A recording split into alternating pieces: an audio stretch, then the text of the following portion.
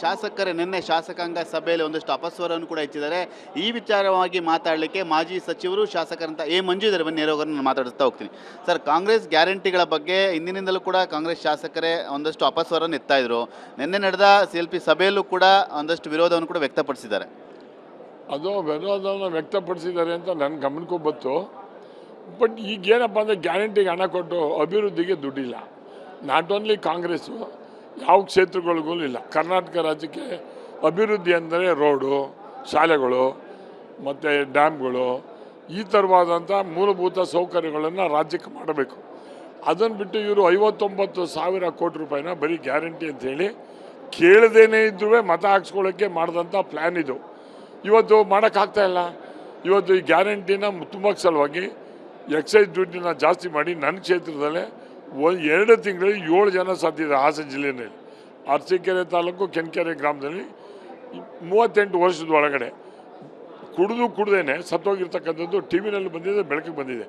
ನಾವು ಯಾಕೆ ಅಂದರೆ ಹಳ್ಳಿಗಳಲ್ಲಿ ಲೈಸೆನ್ಸ್ ಇಲ್ದಲೇ ಹಳ್ಳಿನಲ್ಲಿ ಊರಲ್ಲಿ ಅಂಗಡಿಗಳಲ್ಲಿ ಮಾರಾಟ ಮಾಡಿರ್ತಕ್ಕಂಥ ನೋಡಿದರೆ ಸರ್ಕಾರಕ್ಕೆ ಹಣ ತುಂಬಿಸೋದಕ್ಕೆ ಏನು ಬೇಕಾದ್ರೂ ಮಾಡ್ತಾ ಇದ್ದಾರೆ.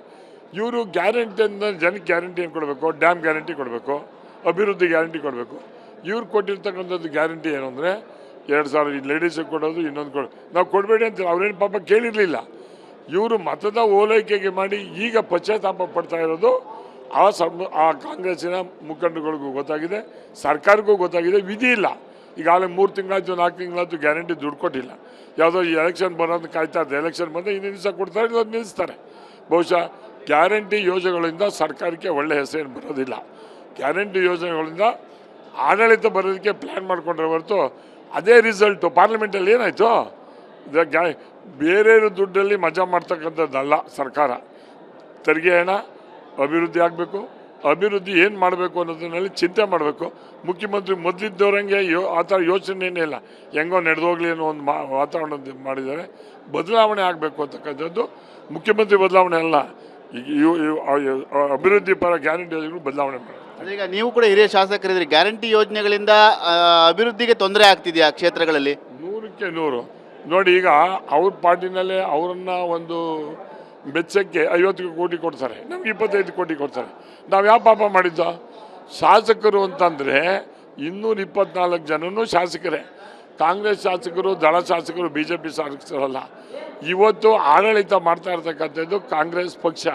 ಆದರೆ ಸರ್ಕಾರ ಯಾರ್ದು ಅಂದರೆ ಜನಗಳ ಸರ್ಕಾರ. ಮ್ಯಾಂಡೇಟ್ ಕೊಟ್ಟಿರೋ ಯಾರು? ಜನ. ಕಾಂಗ್ರೆಸ್ ಪಕ್ಷವರೆಲ್ಲ ಮ್ಯಾಂಡೇಟ್ ಕೊಟ್ಟಿರೋದು ಜನನ ಪರವಾಗಿ ಕೆಲಸ ಮಾಡಬೇಕೇ ಹೊರತು ಇವರು ಜನರ ವಿರುದ್ಧವಾಗಿ ಕೆಲಸ ಮಾಡ್ತಾ ಇದ್ದಾನೆ. ಅವ್ರಿಗೆ ಅನುಕೂಲ ಆಗುವಂಥ ವ್ಯವಸ್ಥಿತವಾಗಿ ಪ್ಲ್ಯಾನ್ ಮಾಡಿ ಅವರು ಬೆನಿಫಿಟ್ ತಗೋತಾ ಇದ್ದಾರೆ ಹೊರತು ಅಭಿವೃದ್ಧಿ ಎಲ್ಲೂ ಕೂಡ ಆಗ್ತಾ ಇಲ್ಲ ಅಂತಕ್ಕಂಥದ್ದು. ಅಂದರೆ ಈಗ ಗ್ಯಾರಂಟಿಗಳನ್ನು ಪರಿಷ್ಕರಣೆ ಮಾಡಬೇಕು ಅಂತೀರಾಗ ನಿಮ್ಮ ಅಭಿಪ್ರಾಯದಲ್ಲಿ? ನೋಡಿ, ಅವರು ಮಾಡೋಕ್ಕಾಗಲ್ಲ. ಈಗ ಯಾಕೆ ಮಾಡೋಕ್ಕಾಗಲ್ಲ ಅಂದರೆ ಒಪ್ಕೊಂಬಿಟ್ಟವ್ರು, ನಾವು ಕೊಡ್ತೀವಿ ಮಾಡ್ತೀವಿ ಅಂತೇಳಿ. ಈಗೇನಾಗಿದೆ ಉದಾಹರಣೆ, ನಮ್ಮಲ್ಲಿ ಗ್ಯಾರಂಟಿ ಕೊಟ್ಬಿಟ್ಟು ಒಂದು ಸ್ಕೂಲ್ ಬಿಲ್ಡಿಂಗ್ ರಿಪೇರಿ ಮಾಡೋಂಗಿಲ್ಲ, ಒಂದು ನೀರಾವರಿ. ಇವತ್ತು ಇಲ್ಲಿ ಬೆಳಗಾವಿನ ಈ ಭಾಗದಲ್ಲಿ ಹಿಂಗೆ ಡ್ಯಾಮ್ ಹೊಡೆದು ಮತ್ತು ಇದೆಲ್ಲ ಹೊಡೆದು ಕೆಲಾಮಿಟೀಸ್ ಆಯಿತು. ನನ್ನ ಕ್ಷೇತ್ರದೊಳಗೆ ಸುಮಾರು 5 ಕೋಟಿ ರೂಪಾಯಿ ನಷ್ಟ ಆಗಿದೆ. ಕೆರೆ ಹೊಡೆದೋಗಿದೆ, ಕವಲೆ ಹೊಡೆದೋಗಿದೆ, ದುಡ್ಡೇ ಇಲ್ಲ. ಅದನ್ನು ಮಾಡಬೇಕು. ರಿಪೇರಿ ಮಾಡೋಕ್ಕಾದ್ರೂ ದುಡ್ಡಿಲ್ಲ ಅಂತಂದರೆ ನಾವು ಗ್ಯಾರಂಟಿನ ನಿಲ್ಲಿಸಿ ಅಂತ ನಾವು ಹೇಳಲ್ಲ. ನೀವು ಗ್ಯಾರಂಟಿ ಕೊಡ್ತೀನಿ ಅಂತ ಹೇಳಿದರೆ ನೀವು ಗ್ಯಾರಂಟಿ ಕೊಡಬೇಕು. ಅದ್ರ ಜೊತೆಗೆ ಅಭಿವೃದ್ಧಿ ಮಾಡ್ತಕ್ಕಂಥದ್ದು ನಿಮ್ಮ ಜವಾಬ್ದಾರಿ ಮಾಡಬೇಕು ಅಂತ ಕೂಡ ನಾನು ಒತ್ತಾಯ. ಸರ್, ಇನ್ನೊಂದೀಗ ಸಾಕಷ್ಟು ರಾಷ್ಟ್ರ ಮಟ್ಟದಲ್ಲಿ ಒಂದಷ್ಟು ಚರ್ಚೆ ಆಗಿ ಸುದ್ದಿ ಆಗಿತ್ತು ಧರ್ಮಸ್ಥಳ ಬುರುಡೆ ಪ್ರಕರಣ. ಅಲ್ಲಿಗ ದೋಷಾರೋಪ ಪಟ್ಟಿಯನ್ನು ಕೂಡ ಸಲ್ಲಿಸಲಾಗಿದೆ. ಅದರಲ್ಲಿ ದೂರುದಾರರೇ ಆರೋಪಿಗಳು ಅನ್ನೋ ಒಂದು ಉಲ್ಲೇಖ ಕೂಡ ಆಗಿದೆ. ಸರ್ ನೋಡಿ, SIT ಅವರು ಕ್ಲಿಯರಾಗಿ ಹೇಳಿದ್ದಾರೆ. ಅವ್ರು 6 ಜನದ ಮೇಲೆ ಅಥವಾ 5 ಜನದ ಮೇಲೆ ಯಾರು ದೂರುದಾರರನ್ನ ಅವ್ರು ಕೊಟ್ಟಿದ್ದಾರೆ, ಅವರನ್ನು ಪಾಯಿಂಟ್ ಔಟ್ ಮಾಡಿ ಇವ್ರದ್ದು ತಪ್ಪು, ಇದು ಬುರುಡೆ ಇವರೇ ಮಾಡಿರೋದು ಅಂತ. SIT ಅವರು ಇವ್ರು ಮಾಡಿರೋದು ಸರಿ ಇಲ್ಲ ಅಂತೇಳಿ ನಾನು ಮೊದಲೇ ಹೇಳಿದ್ದೆ. ಧರ್ಮಸ್ಥಳ ಪಾದಯಾತ್ರೆ ನಾವೇ ಹೋದಾಗ ಇದ್ರ ಹಿಂದೆ ಇದ್ದಾರಲ್ಲ, ಮೂಲಭೂತವಾಗಿ ಇದು ಲೆಫ್ಟಿಸ್ಟು ಕಾಂಗ್ರೆಸ್ಸಿನ ಮುಖಂಡರುಗಳು ಇದು ಹಿಂದೆ ಇದ್ದಾರಲ್ಲ, ಅವರು ಹೊರಬರಬೇಕು. ಇದು ಪಾಪದವರಿಗೆ ಸಿಕ್ಕಾಕೊಂಡಿರೋದು. ಯಾರೋ ಕೈಲಿ ಮಾಡಿಸ್ಬಿಟ್ಟು ಅವ್ರು ಸಿಕ್ಕಾಕೊಂಡವ್ರೆ, ಯಾವುದೋ ಕೇಸು ಇದಾಗ್ತದೆ ಬಂದುಬಿಡ್ತಾರೆ. ಅದಲ್ಲ, ಇವ್ರು ಹೇಳ್ಕೊಟ್ಟು ಮಾಡಿಸಿದಾರಲ್ಲ.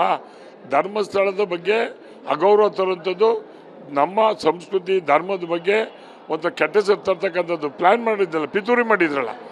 ಯಾರೋ ಒಬ್ಬರು ಅಲ್ಲಿಗೆ ಶಾಸಕರಾಗಕ್ಕೆ ಮಾಡಿದಂಥ ಪ್ಲ್ಯಾನ್ ಇದು. ಅವರು ಯಾರು ಏನು ಅನ್ನೋದನ್ನ SIT ಅವರು ಹೊರ ಹಾಕಬೇಕು ಅಂತ ಕೂಡ ನಾನು ಒತ್ತಾಯ ಮಾಡ್ತೀನಿ. ಅಲ್ಲೇ ಸರ್, ಈಗ ಧರ್ಮಸ್ಥಳ ಬುರುಡೆ ಪ್ರಕರಣದಲ್ಲಿ ಕಾಂಗ್ರೆಸ್ ಶಾಸಕರ ಕೈವಾಡ ಇದೆ ಅಂತೀರಾ ಹಾಗಾದ್ರೆ?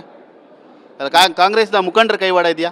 100ಕ್ಕೆ 100 ಅದು ನಮ್ಮ ಧರ್ಮಸ್ಥಳದ್ದು ಎಲ್ಲಿ ಚರ್ಚೆ ಆಗ್ತದೆ? ಕೇರಳದಲ್ಲಿ ಚರ್ಚೆ ಆಗ್ತದೆ. ಕೇರಳದಲ್ಲಿ ಯಾಕೆ ಚರ್ಚೆ ಆಗಬೇಕು? ಅದಕ್ಕೂ ನಮ್ಮ ಧರ್ಮಸ್ಥಳಕ್ಕೆ ಸಂಬಂಧ ಏನು? ನಾವು ಅಯ್ಯಪ್ಪ ಸ್ವಾಮಿದು ಬಂದು ಇಲ್ಲಿ ಚರ್ಚೆ ಮಾಡ್ತೀವಾ? ನಾನು ಯಾತಕ್ಕೆ ಕೇಳ್ತಾ ಇದ್ದೀನಿ ಅಂದರೆ, ಇಲ್ಲಿ ಅದಕ್ಕೆ ಅಪಪ್ರಚಾರ ಮಾಡಬೇಕು ಅಂತ ಹೇಳಿ ಮಾಡಿದಂಥ ಒಂದು ಹುನ್ನಾರ. ಯಾರು ಹುನ್ನಾರ ಮಾಡಿದ್ದಾರೆ, ಯಾರೇ ಮಾಡಲಿ, ಅವ್ರಿಗೆ ಯಾರು ಅಂತ ಹೊರ ಹಾಕಿ ಒಂದು ಉನ್ನತವಾದಂಥ ಅವರಿಗೆ ತನಿಖೆ ಮಾಡಿ ಅವ್ರಿಗೂ ಕ್ರಮ ತಗೋಬೇಕು. ಅವ್ರ ಮೇಲೆ ಒಂದು 6 ಜನದ ಜೊತೆ ಹೆಂಗೆ ಸೇರಿಸಿದಾರಲ್ಲ ಅವರು ಕೂಡ ಇದರಲ್ಲಿ ಪಾಲ್ದಾರು ಅನ್ನೋದು ಜನಕ್ಕೆ ಹೇಳಬೇಕು. ಇದಿಷ್ಟು ಮಾಜಿ ಸಚಿವರು ಶಾಸಕರಂತ ಎ ಮಂಜು ಅವರ ಮಾತು. ಕ್ಯಾಮರಾಮನ್ ಮಂಜು ಜೊತೆ ಸುನಿಲ್, TV9 ಬೆಳಗಾವಿ.